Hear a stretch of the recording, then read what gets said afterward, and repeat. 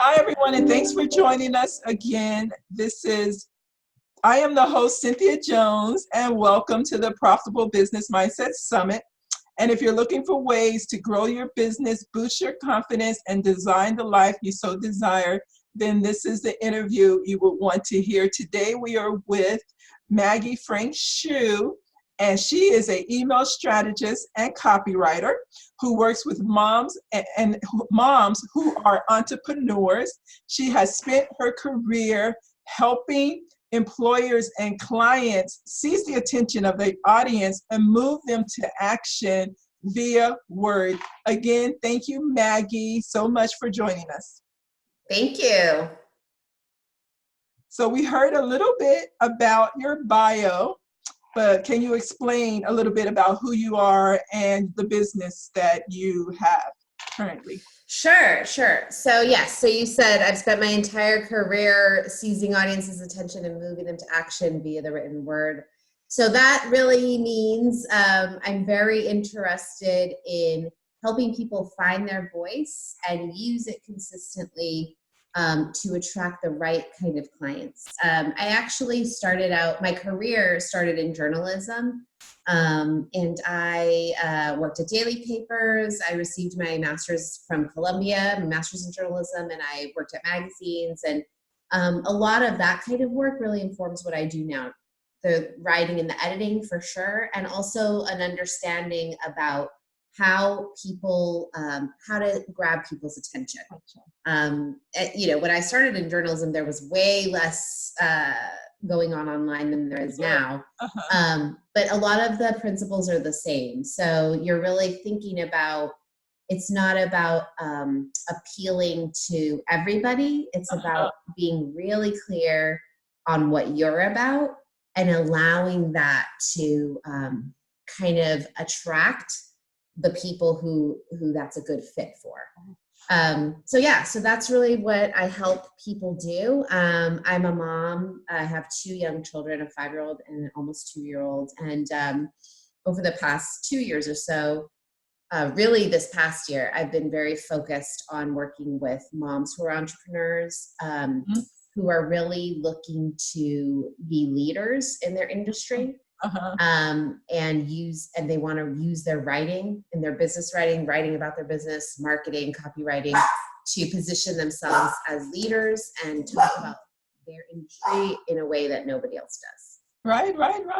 So how did you pick that audience of the women entrepreneurs? Is it because that's what you were becoming, or is that the type of audience you're drawn to and want to help? That's a great question. Yeah, no, it's definitely happened because I became a mom myself. But why I'm interested in working with moms is that I believe that moms,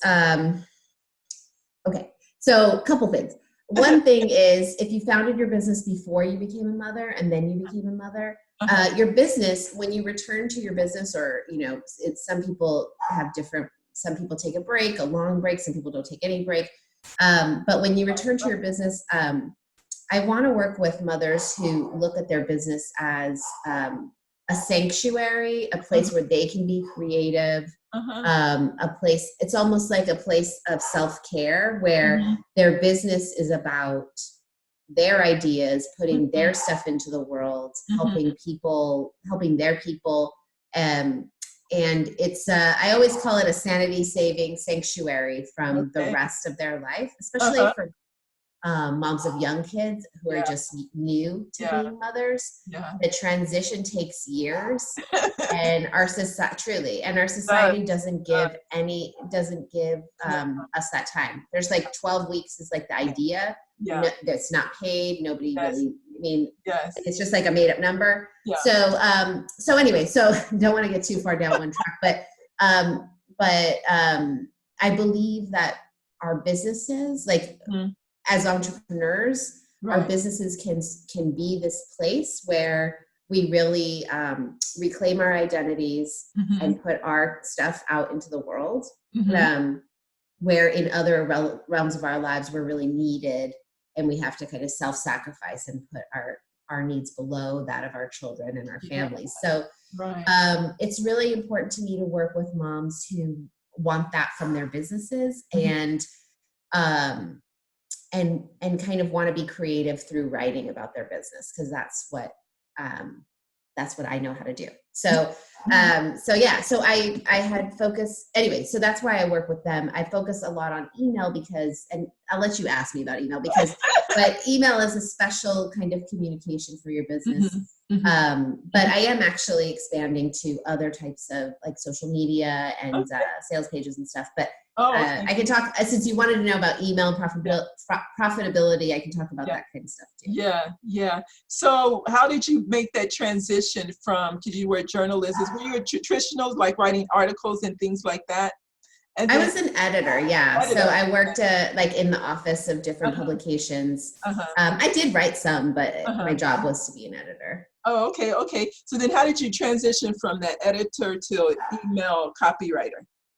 And then I mean, it definitely wasn't one. So my career has been, I'm 38. So I've been out in the workforce for 16 years after college. So how did I transition? I was working at Gourmet Magazine, and I just was finding that like I wasn't really, I mean, it was 2008 happened, which is like, you'll hear a lot of people talk about that. And the magazine was like really like contracted, like, because magazines rely on ads and ad revenue, and everybody stopped buying ads. And it was a really scary time.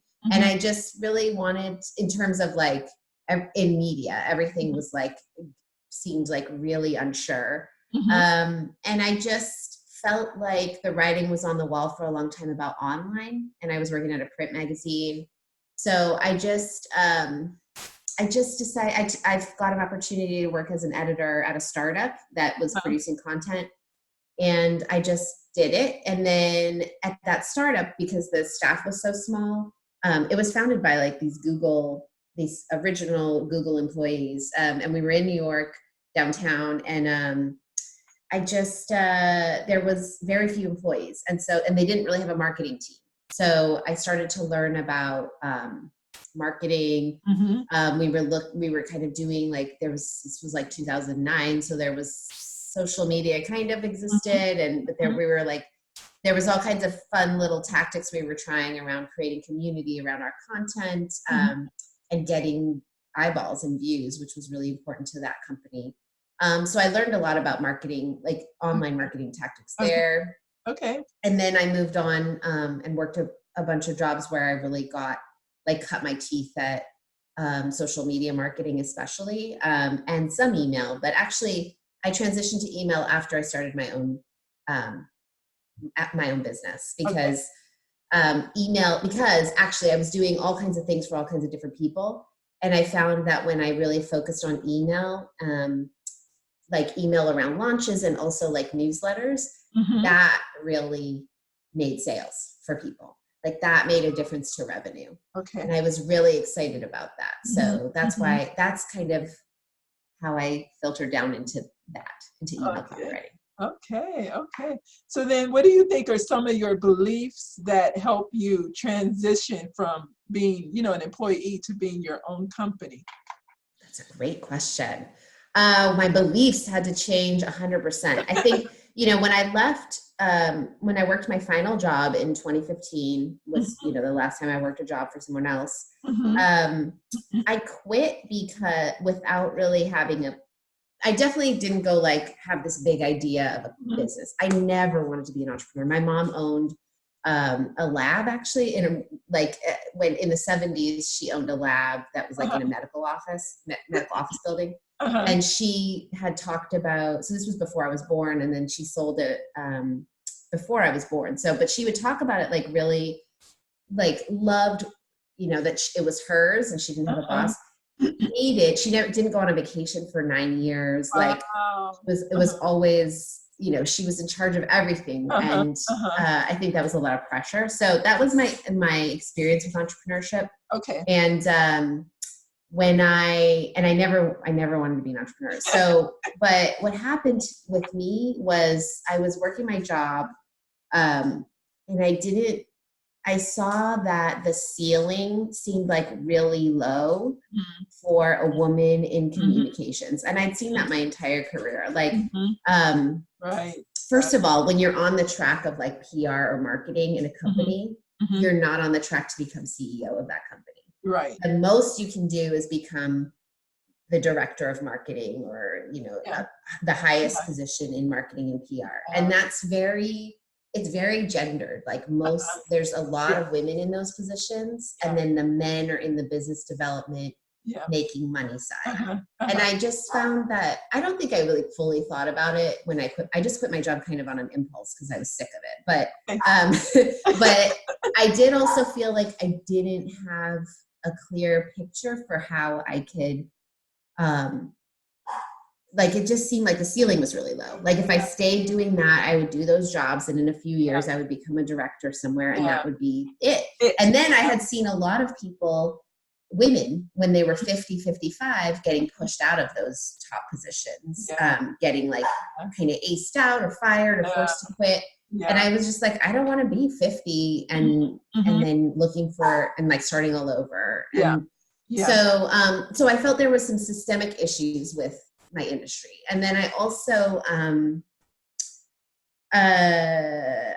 just like wanted to see if I wanted like a flexible schedule and stuff like that, because I had a 1-year-old when I quit my job. And so, those were kind of the push factors, but my mindset has had to completely change from 2015 to now. Because like, it's so much harder than I thought it was going to be to like create a business that replaces my income from when I was working a job. Gosh, what did you ask? My beliefs. Yeah. So I've become very intentional about goal setting. And that took years to like actually figure out what I wanted. Right. Because I could go out, like, not to toot my own horn, but like I could go out and make way more money than I'm making now if I just took whatever kind of work people wanted to give me, ghostwriting and copywriting and all kinds of things. But I realized like money to me isn't the only thing. Like I actually want to help mothers in this specific way that I was describing. And so I kind of realized that's when I made the shift from trying to be a freelancer to being an entrepreneur, is like, I see like there's a problem and there's a hole in the market. Like nobody's helping moms in this way. And I want to do it. And I want to develop a productized service that they buy from me. Right.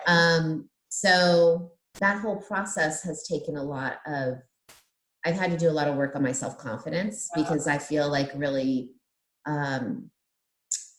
like I've had, like when I first felt this way, like, oh, I could really help these people. The immediate thing I thought was like, well, who am I to think I could help anybody? Right.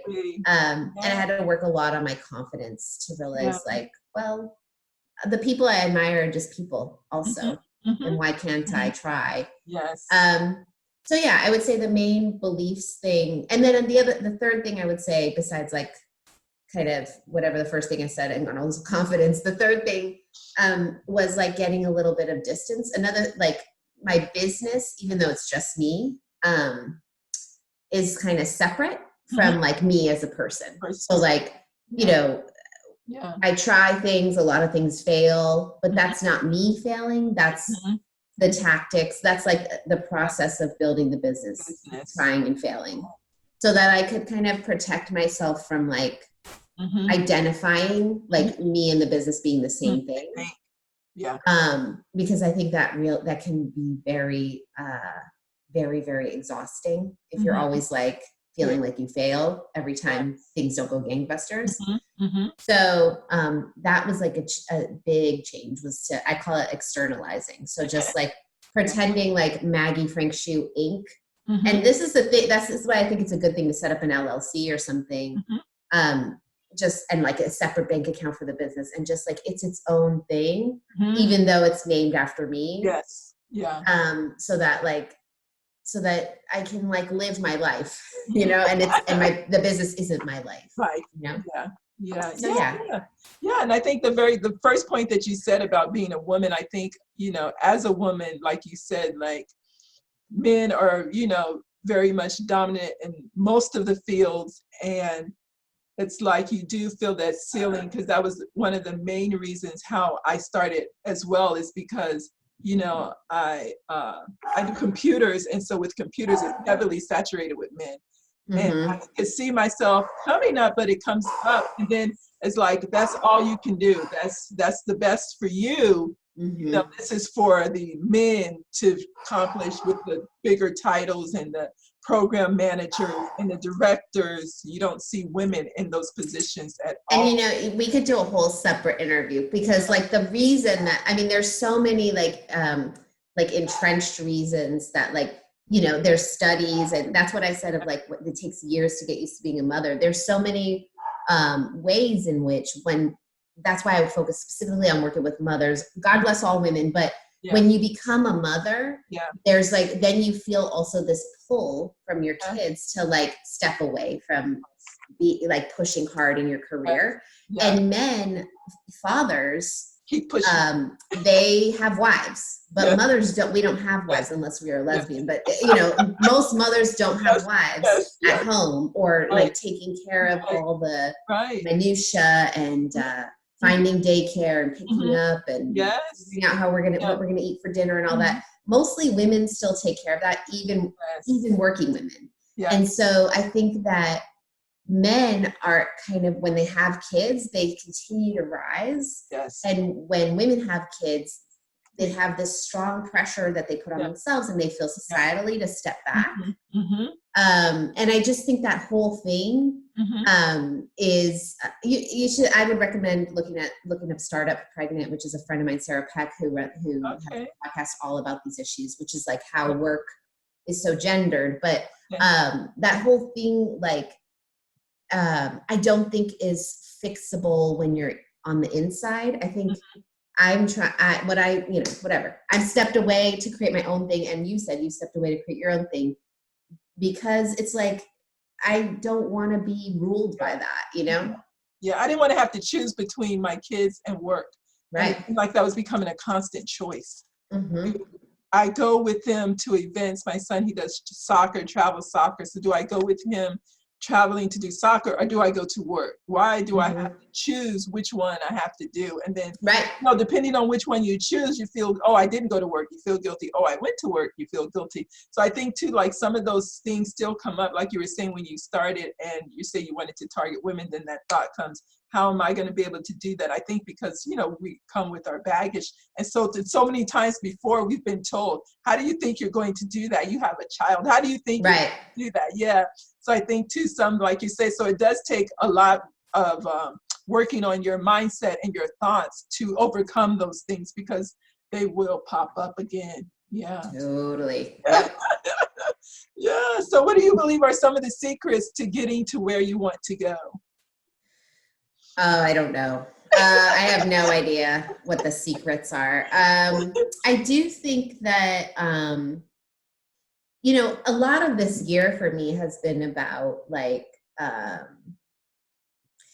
doing habits and routines. And that's just really unsexy and thing to say, but instead of sort of waiting until I'm inspired or whatever to write, for writing, right? So, I make sure that I write every single week, and I share something publicly every single week. And I set that as an immovable deadline for myself for Wednesdays. So, I mean, I can write it on Tuesday or whatever, but the publishing happens every Wednesday, no matter what. Even if I'm on vacation, then I schedule it or whatever. But I think that habits, making commitments to those kind of habits, is really, really an important thing, because it makes it automated. Instead of having to wake up every morning and decide whether you're going to do something, you just already said you're doing it, right? So you're already publishing every Wednesday. You're already, I put a lot of personal daily habits into practice, which I think will be different for everybody, but I meditate every weekday. I go to the gym, and I have a routine about fitness and stuff. Yes. And those things are automated. Like they are not negotiable. Of course, if I'm sick, then I don't go to the gym. But like, you know, my alarm goes off. And so that's a day that I am going to go do the thing that I said. And so I would say like, how do you get to where you want to go? I mean, I think that like, yeah, the actual work really sucks. I mean, can really suck. And it's like, so I think like making sure you show up for it, and you don't go like, oh yeah, that, you know, cause I was doing that like for a while, like with writing, that would always fall off my plate. I'd be like, well, my client work is more important. And then like, I realized I read a lot of different things. And I just realized like marketing your business is actually when you're like, I mean, your business is how you eat. So you always have to make sure that, or how you pay bills, right? So you always have to make sure that new business is coming in. And so marketing actually has to be like right up there with fulfilling client work. And so, so okay. So habits, and then, I really don't know. Otherwise, I read I listen to a lot of personal development or self-help stuff because I think, I recommend like, what's her name? The Overcoming Under-Earning is the name of the book. So that's a book specifically written by a woman for women about, the things that we're doing to hold us back from making more money. I read that book, like I've read it like 3 times in the past year and a half. And then Denise Duffield Thomas, who's a kind of like a coach, I guess. I actually have bought something from her, but she's got some books that are really helpful. So like I try to, and then I would say the other thing is I've surrounded myself with, I haven't like ditched my old friends or anything, but I've surrounded myself with people who have similar goals and are more like-minded. So I want to be around people who believe they're going to make $1 million next year, or they're going to be on Oprah, or they're going to, whatever their personal dream is. I have my personal dream is to make a documentary and win an Academy Award. That's my like, that's like my lottery dream, right? Like, you know, like my big one. But yeah, people that really think that that's going to happen in their life. And because I grew up around people, well, not grew up, but I think in my 20s when I was just like working my job, I had a lot of friends who were just working their job, and you kind of get into, it helps to be surrounded by people who have, who are just really kind of trying for something the way that you are. So, and I believe those are the secrets. Like you said, they're not like sexy or anything, and do require the same thing over and over again. And that's the thing people don't like to hear, but it is goal setting. It is habits. It is showing up. It is doing what you said you were going to do. That's just between you and you. Nobody even knew you said you were going to do it, but that's what it is. And it's the continuation of doing that again and again and again. And that's when you will see the results that you are looking for. So and it's like good news, bad news, because the good news about that is like when you, especially with like, I've noticed it with writing, is like when you show up every week, it's one of those things, like it's practice, right? So, you know, when you've done it for a few months, you kind of look back and then you're like, oh, more people are paying attention to me. Like I'm starting to get leads. It starts to become like, it's like a snowball thing. And so when it finally rolls down the hill, it might happen like months after you put the hard work in, but it does happen. And so, and it's good because like, you know, you just have to kind of put your, like punch your time card every week. You just have to like keep going with it, you know, and not necessarily, you said like people really don't like to hear this, but it's not necessarily you're going to have like one genius moment and then you're done. It's like every week a little bit more. Yes, exactly. So what are you grateful for today and why? I mean, I'm really grateful for all the same things I've always been, you know, my kids and my husband are really, I tell women to like, you know, that your work is really important. And it's really important to me that women like feel that they are intrinsically valuable, not just valuable as mothers and wives, but they are the most important things to me. I love being around them. Like my life is like so full because of them. Yes. So I can't really say, I feel like business is like something that, I'm pushing myself to see how far I can go. But and I'm really grateful for the opportunity to be able to do that and everything in my life that's set up so that I can run my own business. But my kids and my husband, I'm very unoriginal. Like they are just like the raddest family.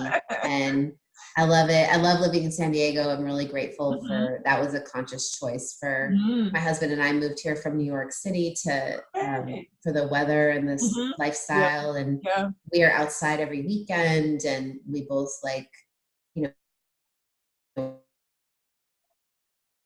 love this. You're not as a Jewish person, you're not supposed to say like this stuff out loud, but because you don't want like the bad guys to hear you. But my life is really good right now, and I'm very grateful. Oh wow, wow, wow! That's great. That's great. So, is there anything else that we have discussed or haven't discussed that you would like to revisit or tell us? I always like when people ask me that, like in these kind of interviews, I always revisit, like, if you're an entrepreneur, think about that thing I said about externalizing. Because it's really important that you keep your spirits up. This is a really long journey, marathon. And in order to not get completely discouraged and burn out, and I'm talking from personal experience, it's really good to think about the business as a separate thing that you're sort of experimenting with, stay really positive about it and kind of like, kind of like we're having a good time here. It's supposed to be about what you doing, what you want to do. That's why you're not working a job. And so like, look at the business as like a series of experiments and play, and that worked, that didn't work, I'll do that again, I'll never do that again. Versus like every single thing proves whether or not you are a good person or proves whether or not you deserve to have a business. Because I think if you look at everything as like a test of whether you're smart enough to have a business or good enough at your work to have a business, you're gonna burn out, and you're gonna really hate it. And then you might as well work a job if you want to hate your work. Right. So that's something that I've really like. I've made that whole thing has happened to me, and I did burn out, and and I'm only back because of the change in the way that I look at it. So. Wow. Great. Thank you again so much for joining us, taking the time to be with us. And again, this is the Profitable Business Mindset, and we still have more great speakers like Maggie Frank Hsu. So please come back and join us. All right.